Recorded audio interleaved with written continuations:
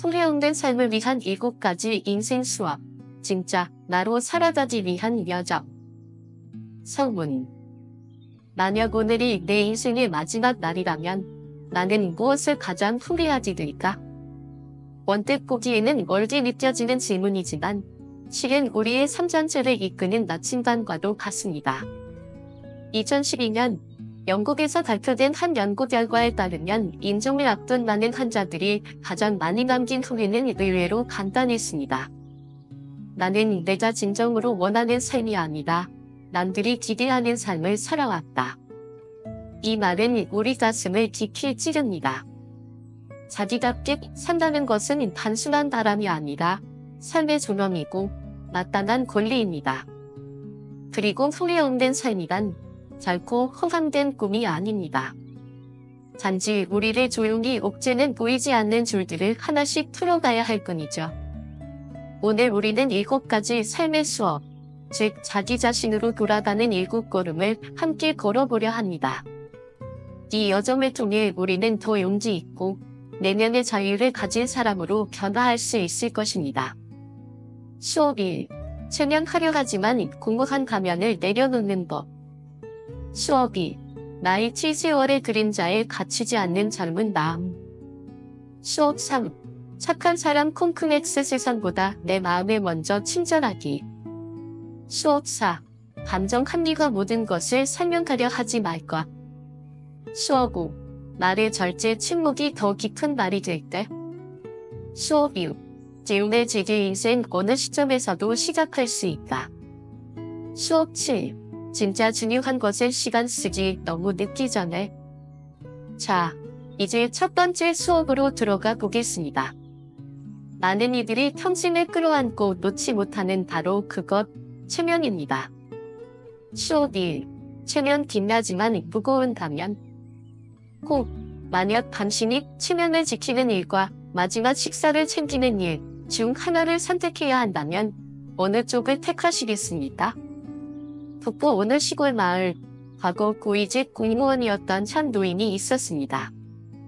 그는 평생 간득하고 근엄하게 살며 옷차림 하나에도 흐트러짐 없이 살았습니다. 하지만 은퇴 후 자녀들은 도시로 떠났고 노인은 생활고에 시달리게 되었죠. 텃밭에서 키운 채소를 팔면 도움이 될 수 있었지만 그는 끝내 시장에 나가지 않았습니다. 이유는 단 하나, 동네 사람들이 뭐라고 하긴다. 그는 체면을 택했고 그 대가로 추운 담배를 골아야 했습니다. 이 이야기는 특별하지 않습니다. 동양 사회에서 체면은 단순한 자존심을 넘어 일종의 보이지 않는 재산처럼 여겨져 왔습니다. 하지만 현실은 체면을 지킬수록 우리는 자기 자신을 잃어갑니다. 체면은 우리를 가두는 족쇄가 됩니다. 새로운 시도를 망설이게 만들고 무언가를 배우거나 시작하려는 마음마저 꺾어버리죠. 고대 그리스 철학자 타메스는 이렇게 말했습니다. 노동을 부끄러워하는 사람은 결코 배부르게 살 수 없다. 체면은 배를 채워주지 않습니다. 따뜻한 밥도 마음의 위안도 제공하지 않죠. 오히려 기회를 빼앗고 삶의 에너지를 소진시킬 뿐입니다. 혹시 당신도 단지 남들의 시선 때문에 소중한 지위를 놓친 적이 있나요? 체면이라는 이름의 족쇄를 풀어야만 우리는 진짜 나로서 새로운 삶을 시작할 수 있습니다. 가을 낙엽처럼 체면을 내려놓으세요. 얼굴을 붉힐지언정 가슴은 단단한 사람이 되십시오. 체면이라는 가면을 벗어던졌다면 다음으로 조심해야 할 또 하나의 덫이 있습니다. 조용히 그러나 강력하게 우리의 생기를 잠식해가는 그것. 바로 나의 티입니다. 나의 티 숫자는 마음을 지배할 수 없다. 혹 누군가는 50살에 30살의 열정으로 인생을 다시 시작하고 또 누군가는 신이 되기도 전에 노인이 되어버린다. 겉모습으로는 같은 나이지만 삶의 뒷날은 전혀 다를 수 있습니다. 나의 티를 내는 사람들의 특징은 단순합니다. 무언가를 해보려 할 때마다 먼저 스스로에게 묻습니다. 이 나이에 내가 잘할 수 있을까? 그 질문은 망설임을 낳고 망설임은 결국 포기라는 이름의 결론을 만들어냅니다. 가능성은 충분했음에도 불구하고 시도조차 하지 않은 채 기회를 흘려보내는 일이 반복되죠. 나이란 무엇일까요? 그것은 신체의 숫자일 뿐 영혼의 무게를 결정짓는 기준은 아닙니다. 독일의 데모노게테는 무려 82의 나이에 그의 생일 최고의 역작 판스트를 탈고했습니다. 돈키호테의 작가 세르반테스는 그의 가장 빛나는 작품을 18살에 세상에 내놓았고, 위대한 작곡가 핸델은 16세 그로의 명곡 메시아를 완성했습니다. 이들이 만약 나이의 한계를 받아들이고 이젠 늦었어라고 스스로를 단념했다면 지금 우리가 아는 세계의 문학과 음악의 지형은 전혀 달라졌을 것입니다. 그만큼 나이는 숫자일 뿐입니다. 더 중요한 것은 내가 지금 어디를 바라보며 어떻게 살아가고 있느냐는 내면의 문제입니다. 몸보다 먼저 늙는 것은 생각이고 얼굴보다 먼저 주름지는 것은 마음입니다.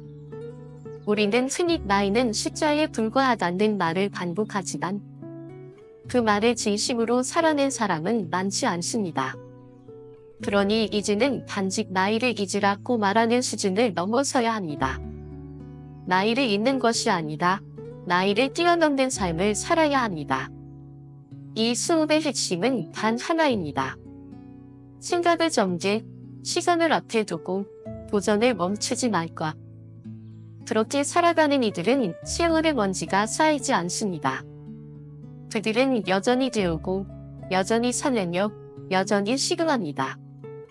그리고 그렇게 살아가는 하루하루가 누군가에겐 인생의 전환점이 되기도 하지요. 그러나 아무리 도전을 향한 열정을 가슴에 품었다 하더라도 그 열정이 앞을 만든 감정이 있습니다. 그것은 바로 자신에 대한 죄책감입니다.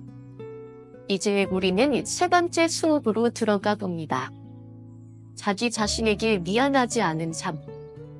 그것은 결코 쉬운 일이 아니지만 진정한 자유와 떳떳함은 그 지위에서 튀어납니다. 수업 3. 자기 자신에게 미안하지 않은 삶. 꼭 당신은 자신에게 몇 번이나 미안하다고 생각해봤는가? 누군가는 말합니다. 나는 남에게 해를 끼친 적이 없다. 성실하게 살아왔다. 그러나 중요한 건 타인을 향한 설명이 아닙니다.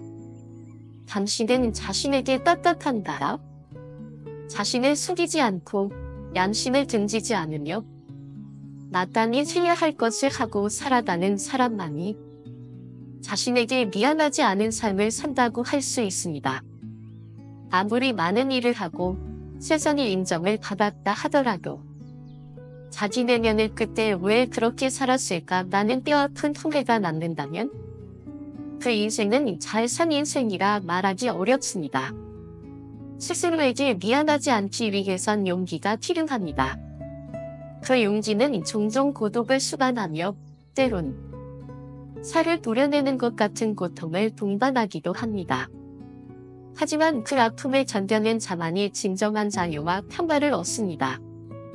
이런 삶을 살기 위해서는 먼저 양심을 자신의 유일한 나침반으로 삼아야 합니다.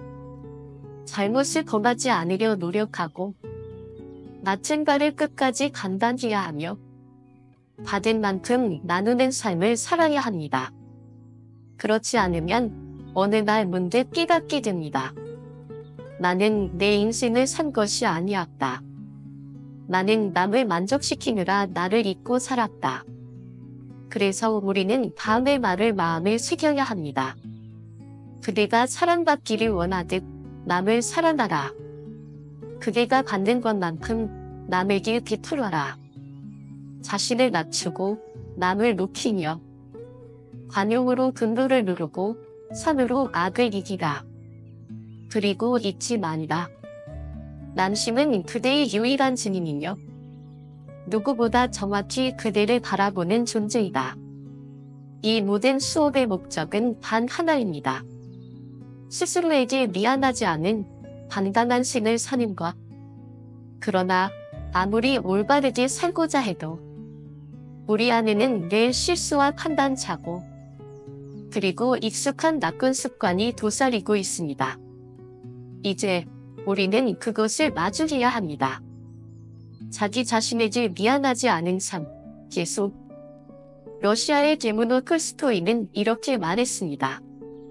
삶을 살아가는 동안 이렇게만 살 수 있다면 누구 앞에서도 떳떳할 것이며 자기 자신에게 미안할 일은 없을 것이다. 노년이 되어 지난 날을 되돌아볼 때 자기 자신에게 부끄러움 없이 사람돌아 말할 수 있다면 그 인생은 비로소 참으로 아름답고 온전한 삶이라 할 수 있습니다. 혹시 지금 이 순간 자신의 지난 길이 미안함으로 가득 차 있다면 믿지 않았습니다.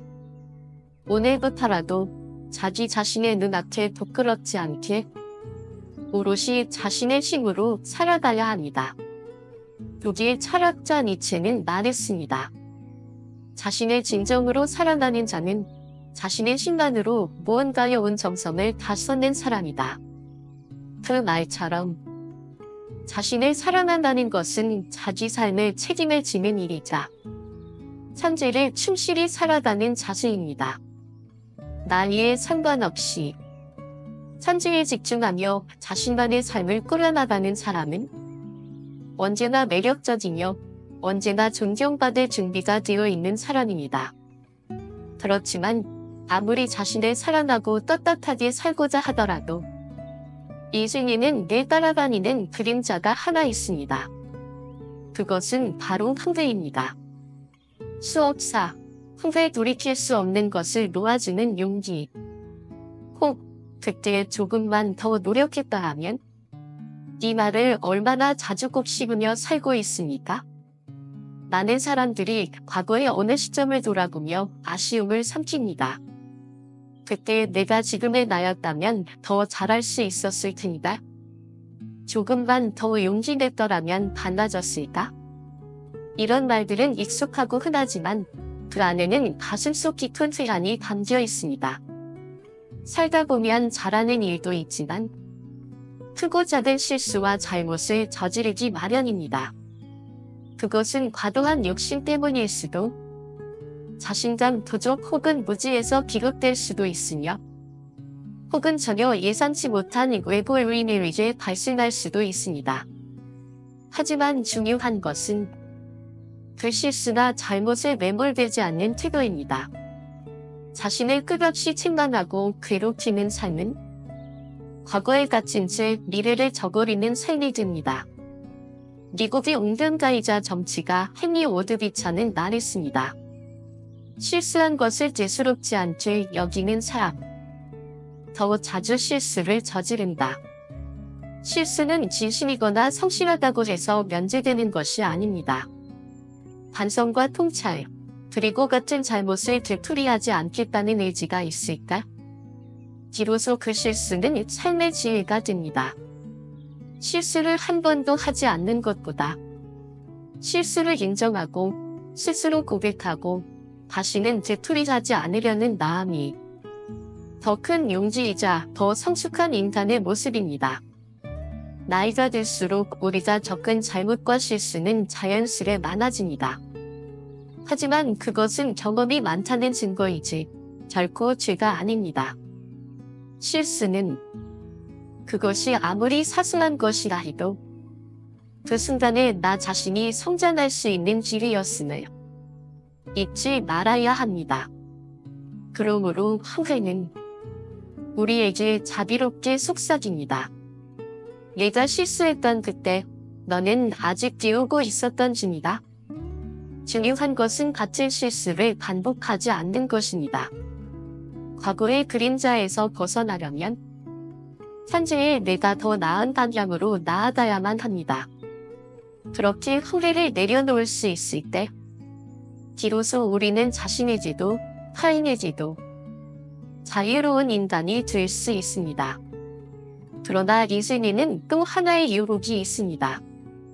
그것은 마치 말 없는 가면처럼 우리의 행동을 결정하고 삶을 조율하는 듯 보이지만 사실은 가장 깊숙한 감정을 억누르고 있는 위장된 자기 이미지입니다. 우리는 지금부터 진짜 감정과 진짜 욕망을 억누르고 사는 삶에서 벗어나는 법에 대해 다뤄보려 합니다. 분노 글귀를 품은 마음, 그대를 먼저 태운다. 혹 화가 난다고 해서 진실을 말하게 되는 것이 아니다. 단지 차분한 당신이 무너지게 될 뿐이다. 사람은 살아가며 크고 작은 분노를 마주합니다.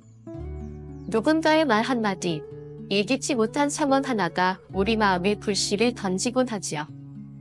그러나 그 불씨를 그대로 키워글질로 만드는 건 바로 우리 자신입니다. 화를 낼 수 있습니다. 누구도 선임권자가 아니니까요.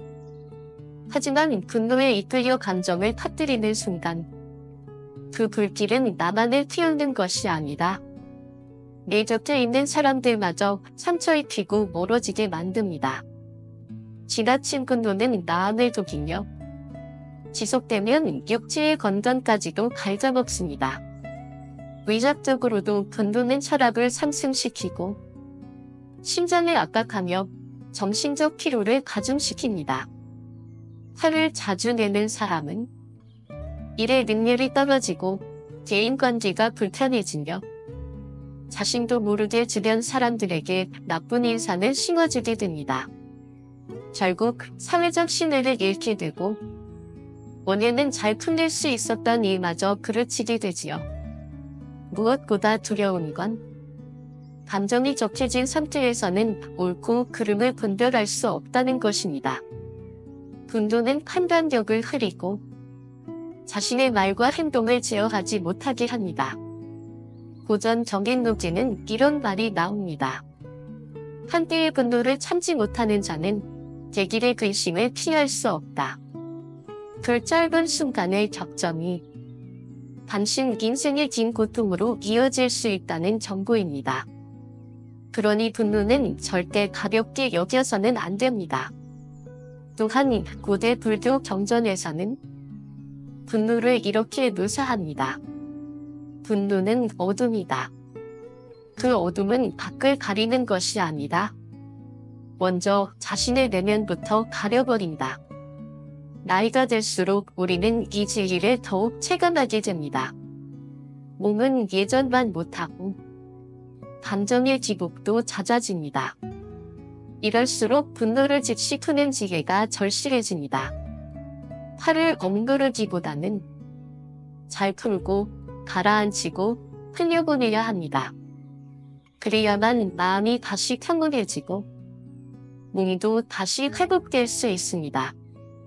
분노에서 벗어나는 3가지 방법. 10가지 세기감정의 폭풍을 멈추는 첫걸음. 너무 화가 나서 숨조차 가쁘게 느껴질 때 가슴을 손으로 쓰다듬으며 숫자 10가지 천천히 세어보세요. 그래도 가라앉지 않는다면 100까지 세는 겁니다. 숫자를 세는 동안 당신의 내는 감정에서 계산으로 이동합니다. 객지에 적기 분노를 글로 토해내는 정화의 시간. 마음속에 치밀어 오르는 감정을 그대로 종이에 옮겨보세요. 거칠고 날카로운 말이라도 좋습니다. 종이는 그 어떤 말도 비난하지 않으니까요. 천천히 심을 고르며 감정을 따라가듯 써내려가 보십시오. 글을 다 쓰고 난 뒤 그 종이를 찢어버리는 것만으로도 마음은 놀라울 정도로 가벼워집니다.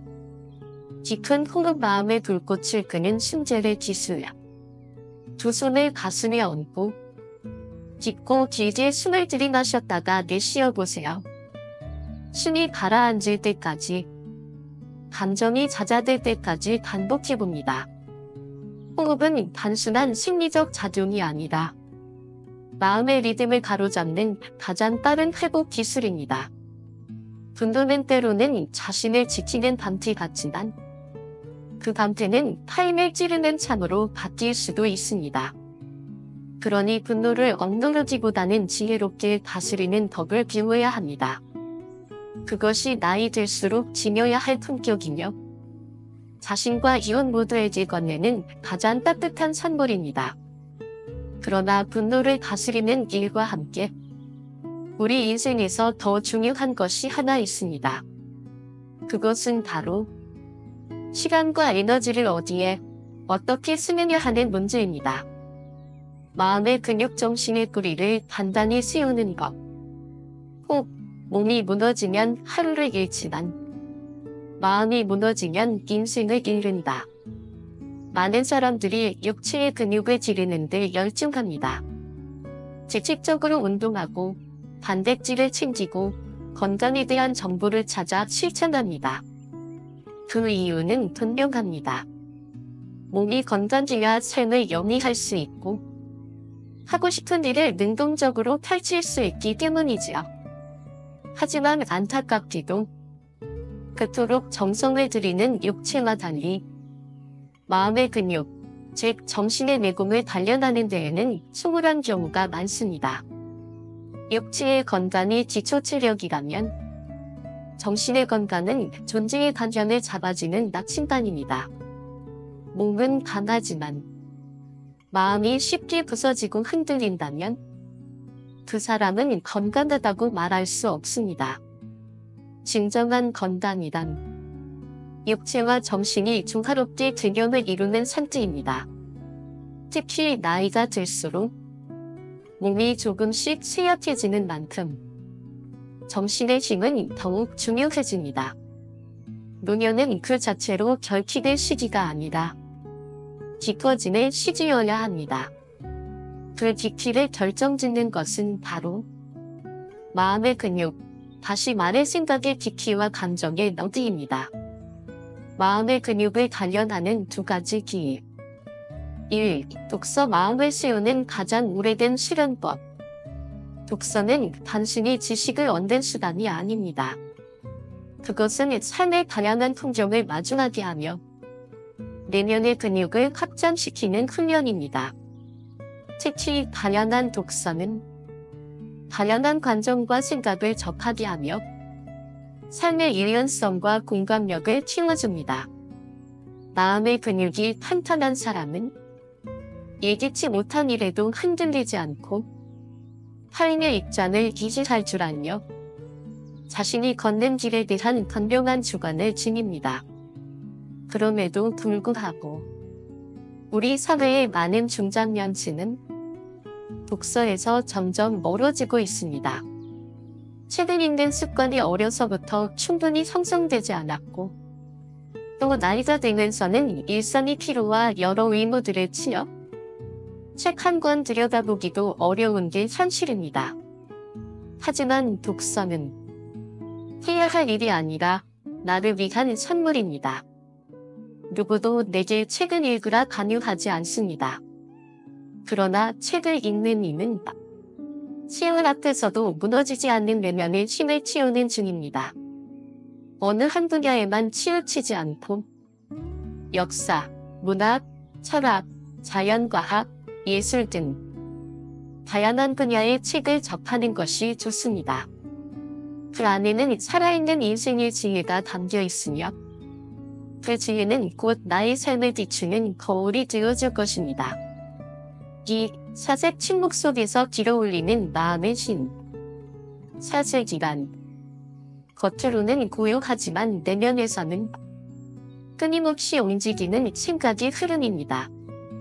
사색하는 사람은 겉으로는 나를 아끼지만 속으로는 더 깊은 대화를 나눕니다. 자신과 인생과 우주의 원리와 말이지요. 그러나 나이가 들면 들수록 작은 일에도 쉽게 흔들리고 이성보다 감정에 휘둘리는 일이 많아지곤 합니다. 그 이유는 간단합니다. 사색의 근육이 약해졌기 때문입니다.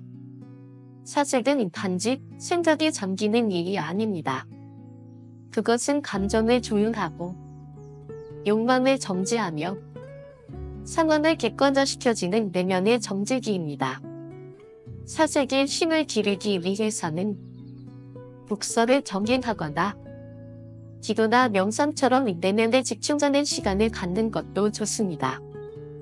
매일 잠시라도 침묵 속에서 자신과 마주하는 시간. 그것이 바로 마음의 근육을 길러주는 가장 고귀한 수련입니다. 정신적 힘이 약해진 사람은 쉽게 분노하고 쉽게 절망하며 쉽게 외로워집니다. 그러나 마음의 근육이 강한 사람은 고요함 속에서도 흔들리지 않고 바람 앞에서도 자기 중심을 잃지 않습니다. 그렇게 강해진 마음은 비로소 진정한 지혜를 품을 수 있게 되며 다른 이의 아픔에도 자연스레 손을 내밀 수 있게 됩니다. 인생이 후반기를 강하고 따뜻하게 살아가기 위해 이제는 육체보다 마음의 건강에 더 많은 정성을 들여야 할 때입니다.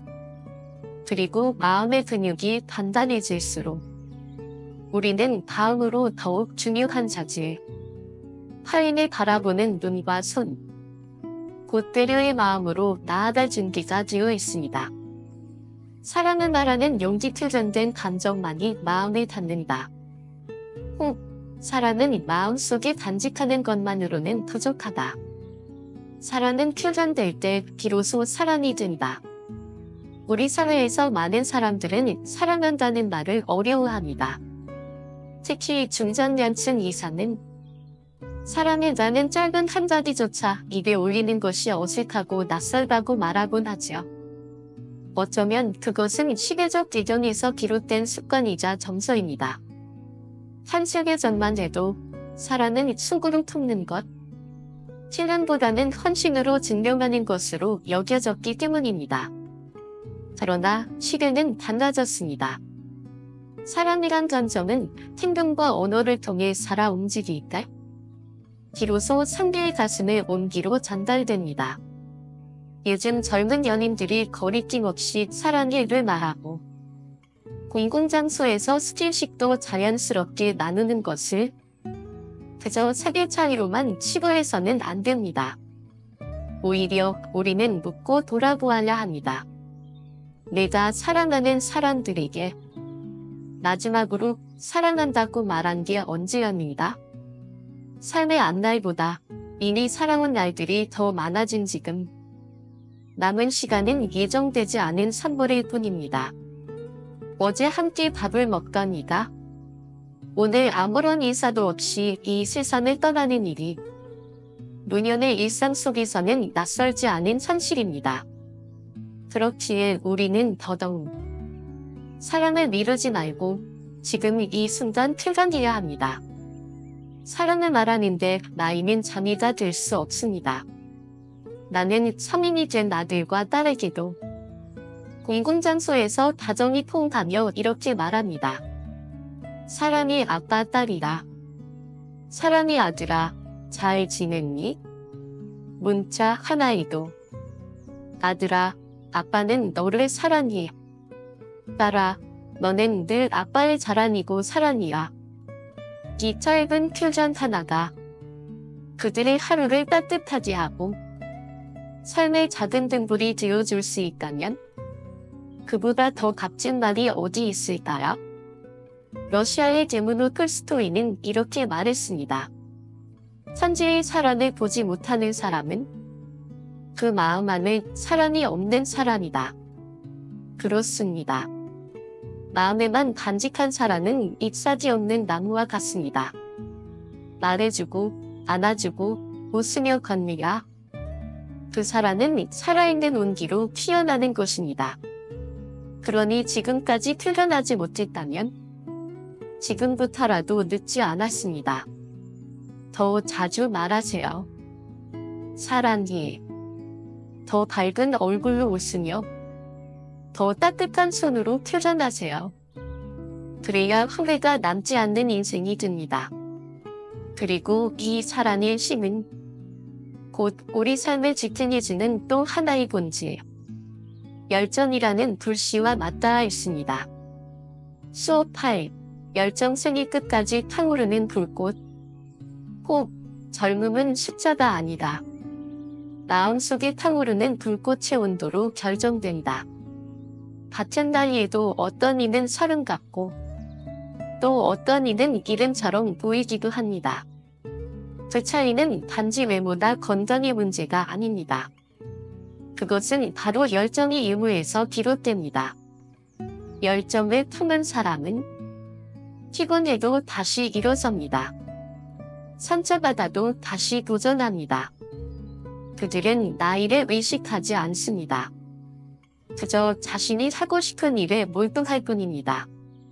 그 몰입이 삶을 생동감 있게 만들고 그 몰입이 주변 사람들에게도 에너지를 나눠줍니다. 열정은 자신을 젊게 만들 뿐 아니라 세상을 바라보는 시선도 밝고 긍정적으로 바꿔줍니다. 무엇보다 열정을 갖고 살아가는 사람은 스스로에게 기쁨을 주는 사람입니다. 그들은 일이 아닌 삶 전체를 즐기고 그들의 존재 자체가 누군가에게는 영감이 됩니다. 반면 열정이 식은 사람은 나이보다 늙어 보이고 언제나 피곤하고 모든 일에 냉소적이며 자신조차 삶에서 멀어진 채 살아갑니다. 그러니 늦었다고 생각하지 마세요. 지금 이 순간에도 무엇인가에 열중할 수 있는 삶은 당신의 눈앞에 놓여 있습니다. 그것이 독서든 글쓰기든 그림이든 정원 가꾸기든 혹은 사람들과 나누는 봉사든 당신의 마음이 반응하는 바로 그것이에요. 오늘 하루의 열정을 쏟아보세요. 그리고 매일 밤 오늘도 참 잘 살았노라. 그렇게 말할 수 있다면 그 하루는 열정으로 탕오른 인생의 한 조각입니다. 나이 등 축적된 시간에 지혜 지금 이 순간을 살아가는 사람에게 젊음은 떠나지 않는다.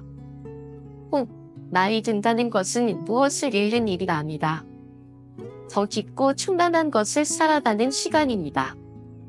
많은 이들은 나이 드는 것을 두려워합니다.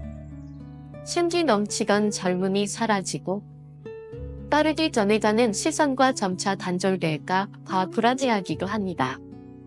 그래서 문득문득 거울 앞에서 그때는 참 좋았지 하며 지난 시절의 자신을 그리워하곤 하지요.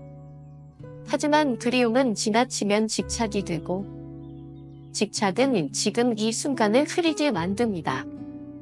과거를 떠나보내지 않으면 현재는 결코 즐깃을 바랄 수 없습니다.